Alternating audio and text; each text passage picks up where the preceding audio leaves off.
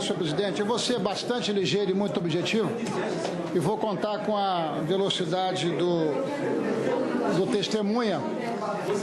Senhor presidente, eu peço que Vossa Excelência me garanta Vamos fazer silêncio para que possamos ouvir o senador Ricardo Ferraz. Vou recompor o seu tempo, senador.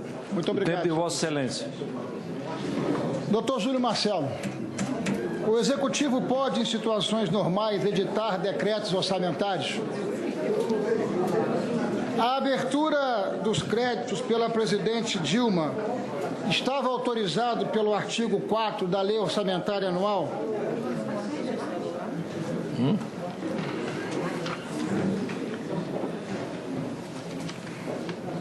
A abertura de créditos estava condicionada ao seguinte evento: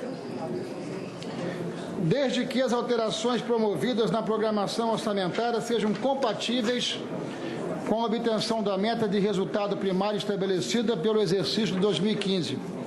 Como isso é apurado? Se os créditos não poderiam ser abertos por decreto, qual seria a conduta adversa que deveria ser tomada por parte da Presidente da República? E se os contingenciamentos não foram promovidos durante a execução, no montante necessário à obtenção da meta, quais seriam as providências responsáveis? E se mesmo sem efetuar o contingenciamento necessário, a Presidente da República poderia abrir créditos por decreto?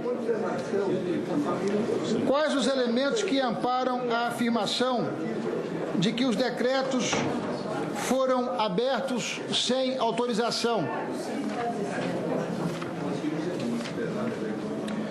Houve mudança de entendimento do Tribunal de Contas da União em relação aos fatos anteriores a 2015 e 14, em relação à publicação de decretos de suplementação sem autorização do Congresso Brasileiro, ou mesmo operações de crédito sem autorização do Congresso Brasileiro?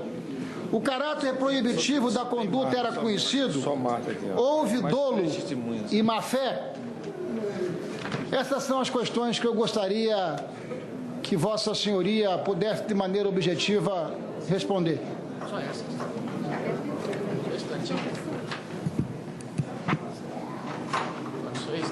A palavra com a testemunha do doutor Júlio Marcelo. Obrigado, senhor presidente. Se Vossa Excelência não tiver tido a oportunidade de anotar, eu posso reforçar ao longo da exposição de Vossa Excelência. Vou tentar responder todas.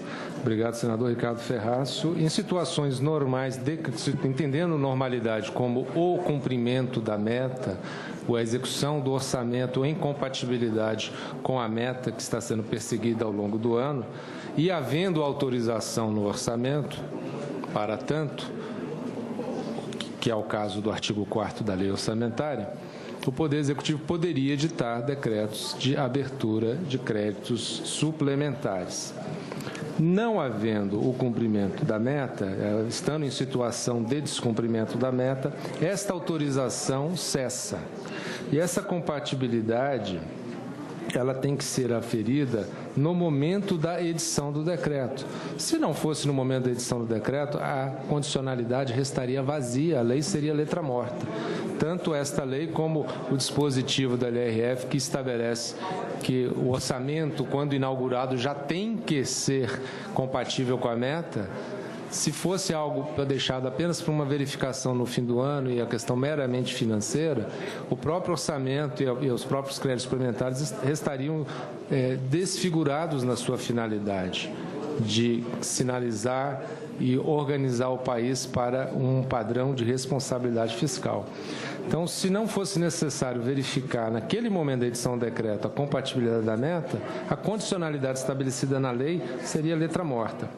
Como agir, então? Se o Poder Executivo identifica a necessidade de suplementar alguma despesa, tem ele o dever de mandar, e ele não está cumprindo a meta, ele tem que mandar o projeto para o Congresso Nacional e explicar qual é a importância. O Poder Executivo tem que dialogar com o Congresso, e o Congresso é o poder soberano para definir despesa pública no país. a maior, a mais nobre missão do parlamento é fazer esse contrato anual com a sociedade entre o que se arrecada e o como se gasta. O senhor pergunta se os contingenciamentos não forem observados. Se os contingenciamentos não forem observados, é uma infração administrativa gravíssima e a Lei de Responsabilidade Fiscal atribui esta responsabilidade ao titular do chefe, o titular do Poder Executivo de cada ente federal, incluído a União, e ele pode sofrer sanções de até multa de até 30% dos seus vencimentos anuais. Isso no caso do contingenciamento. Então, quando que se verificou no caso da presidente Dilma que os decretos, assim, qual era o critério evidente de que o governo tinha consciência de que não estava cumprindo a meta? O fato de ter enviado um projeto de lei ao Congresso, em cuja exposição de motivos está dito com todas as leis, não estamos cumprindo a meta, não temos condições de cumprir essa meta, estamos propondo uma outra meta. Esse é um ato da própria presidente da República.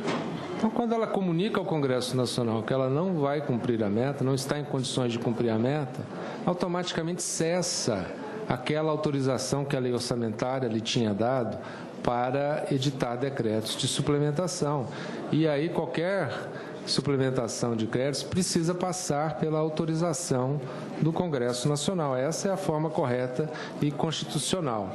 Então, o senhor pergunta, houve mudança no TCU em relação a esse tema? Como já disse anteriormente, não houve nenhuma mudança no TCU, de entendimento do TCU, quanto a créditos, decretos de abertura de créditos em desconformidade com a meta. O TCU, quando examinou, ele não disse a partir de agora, ele diz desde sempre é assim. E a dolo, não vamos confundir dolo com má fé. Dolo é a vontade livre e consciente de praticar a conduta e obter o resultado. E foi isso que a presidente fez. Ela editou o decreto de forma livre, de forma consciente, para aumentar despesas que ela não poderia aumentar por decreto. Teria que ter mandado um projeto de lei. Conclua, doutor Júlio Marcelo, por favor. Concluí, senhor presidente. Com a palavra o senador Ricardo Ferraz, 2 minutos. Senhor presidente, são essas perguntas feitas de minha parte de forma objetiva e as respostas encaminhadas e proferidas pelo testemunha de maneira objetiva que confirmam a minha convicção da ausência de necessidade de perícia. Porque os fatos eles são tão claros e tão objetivos. Os atentados cometidos pela presidente Dilma em relação às leis fiscais e orçamentárias, eles são absolutos. Ou seja, a presidente da República solicita a autorização de nova meta fiscal. Se ela solicita autorização de nova meta fiscal, ela está admitindo a impossibilidade de cumprir aquela meta que o Congresso brasileiro tinha autorizado. Poucos dias depois, sem que houvesse autorização do Congresso brasileiro, ela edita um conjunto de decretos de suplementação orçamentária sem autorização do Congresso brasileiro, coisa que aconteceu 6 ou 7 meses depois, como se pudesse, com esse gesto ou com esse ato, limpar a cena do crime. Por essas e outras razões, senhor presidente, é que a convicção que tem é cada vez mais afirmativa. A presidente da República violou o artigo 85 da Constituição Federal, atentou contra as leis fiscais e orçamentárias do país e, além disso, atentou contra a probidade administrativa e atentou contra também os itens 4 e 6 do item 10 da Lei 1079. Por isso mesmo, o seu afastamento é algo irreversível e o seu retorno vai se transformar num retumbante retrocesso para o Estado brasileiro. Muito obrigado, senhor testemunha.